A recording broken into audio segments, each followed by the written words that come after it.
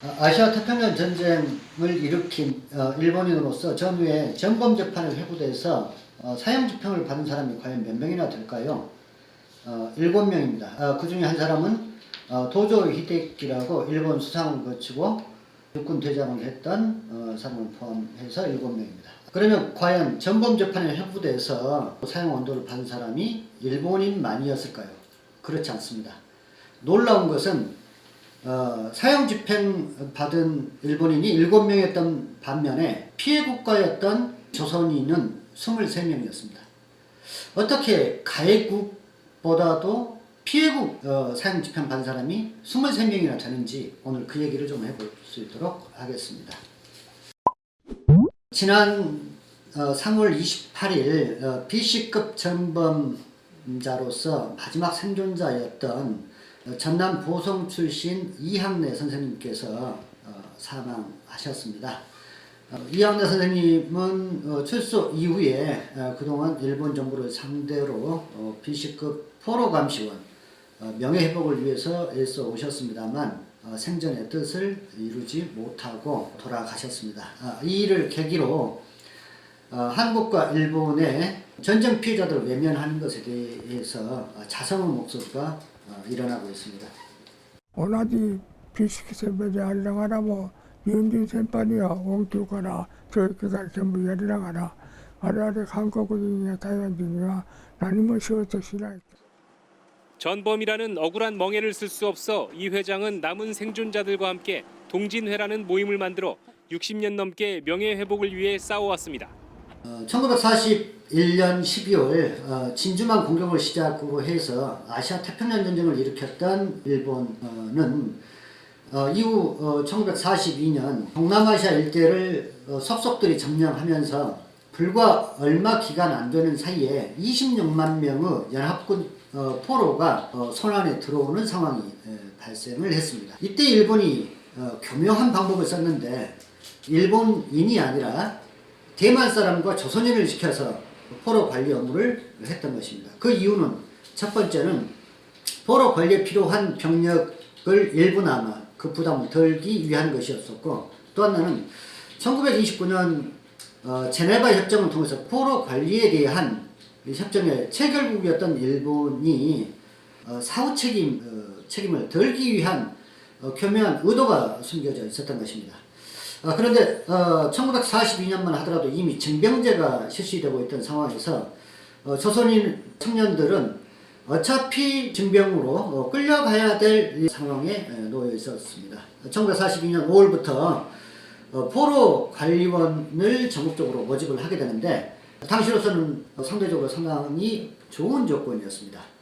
청년들 입장에서는 가만히 있어도 어차피 끌려갈 신세에 가겠다라고 하는 사람이 생기게 됐었고, 또 하나는 이게 말이 그 모집이지 사실상 읍면 단위 경찰과 총독부를 위시로 해서 사실상 지역마다 할당을 해서 약 3,200여 명 정도의 포로 감시원을 모집을 해서 부산에서 약 2달간 군사훈련을 시켰던 것입니다. 포로 감시원은 신분은 이제 군속 신분이었습니다. 그런데 군속이라고 하는 그 위치가 이등병보다도 권한이 없는 그야말로 아주 낮은 직책에 불과했던 것이죠. 이분들은 배 9척에 나눠서 동남아시아 각처에 있는 그 포로 수용소로 배치가 됐습니다. 이 포로 관리 업무라고 하는 것이 매우 곤혹스러운 일입니다. 일본인은 계속 전쟁을 확대해야 될 시기였기 때문에 이 포로들을 단순히 수용하고 있는 것만이 아니라 이 포로를 이용해서 자신들의 군사적 목적에 쓰기 위해서 강제 노동을 시켰습니다. 대표적인 것이 영화 콰이강의 다리에 보면 태국과 미얀마 간의 군사용 철도를 부설을 하게 되는데 이게 길이만 약 415km입니다.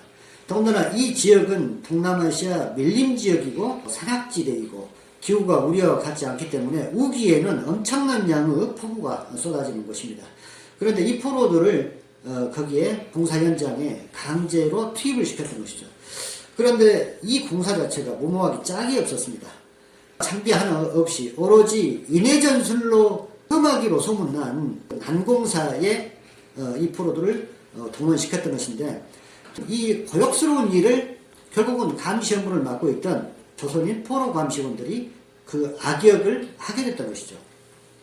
더군다나 일본은 그 밀림지대였던 그 지역에 보급로에 대한 대책도 없이 사람을 밀어넣기 시작했습니다. 포로 5만 5천 명을 포함해서 약 13만 명 정도의 인력을 투입을 했는데, 보통 7, 8년이 걸릴 그 난공사를 불과 1년 4, 5개월 만에 415km의 철로 공사를 완공시킬 만큼 그야말로 무지막지한 공사였습니다.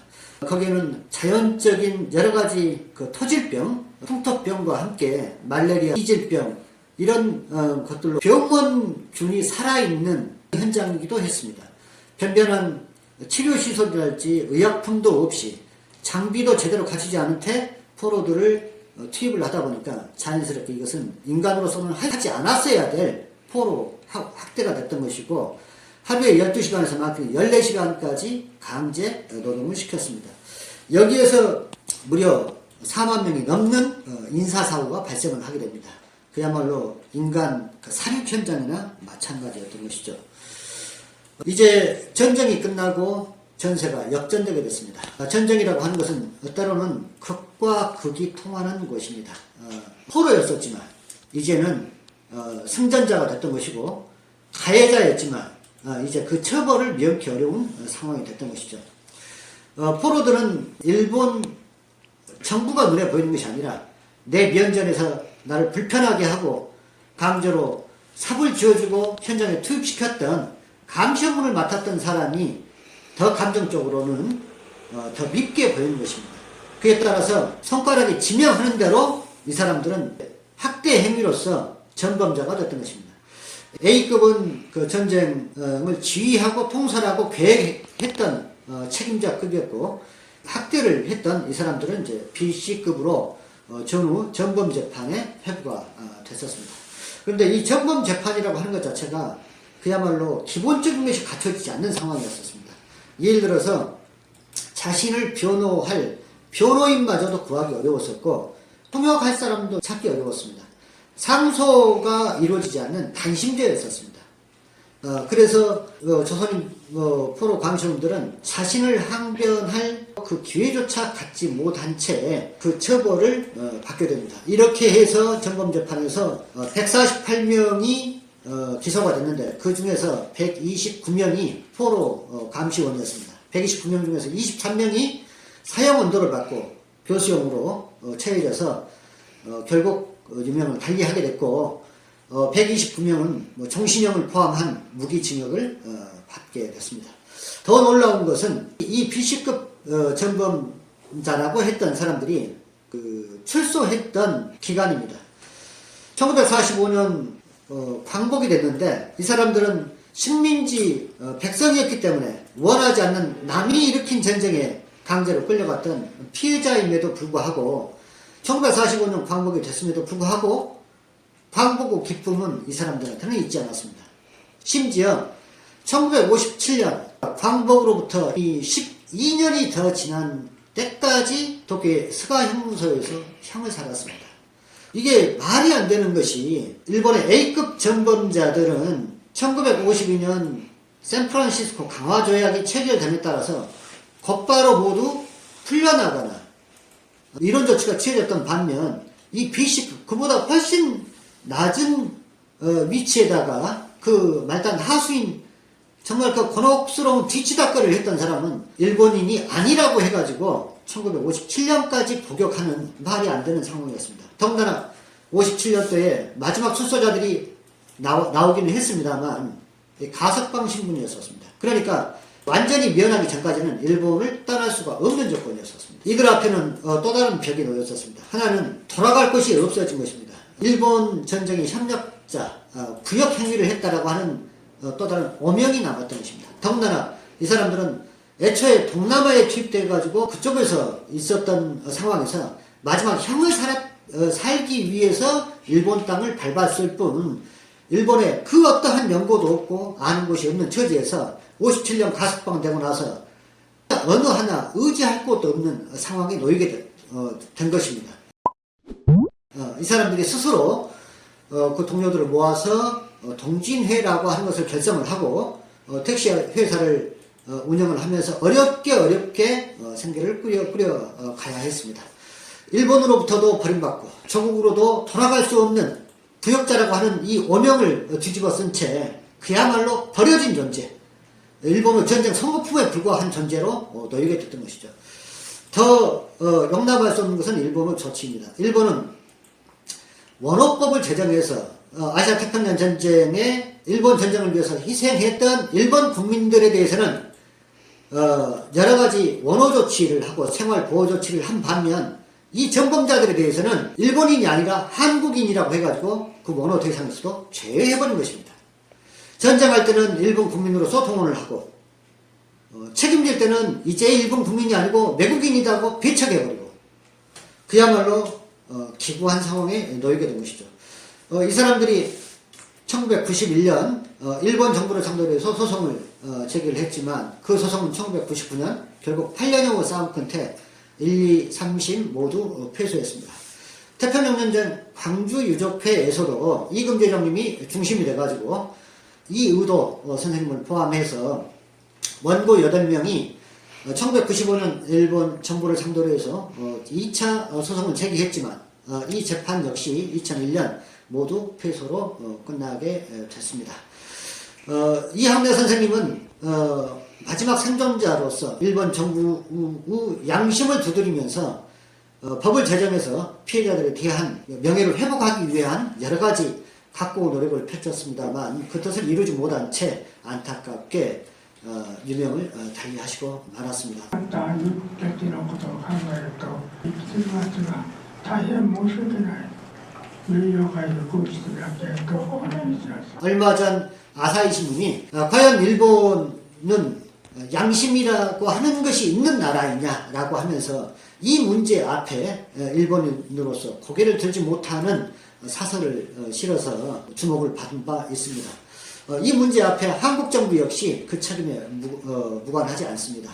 BC급 강제 동원 피해자들이 포로감시원이라고 하는 정범자라고 하는 이 누명을 받기 위해서 헌법재판소에 헌법소원을 신청한 지가 2014년입니다. 그래서 7년이 지났지만 헌법재판소에서 7년째 아무것도 판단을 내리지 않은 채 잠자고 있습니다.